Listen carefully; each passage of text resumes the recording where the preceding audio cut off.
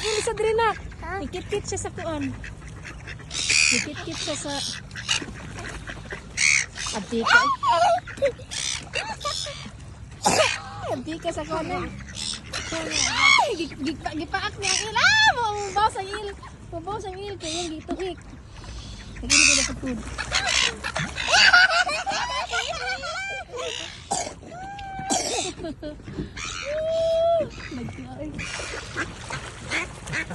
Nagkup kay baba na.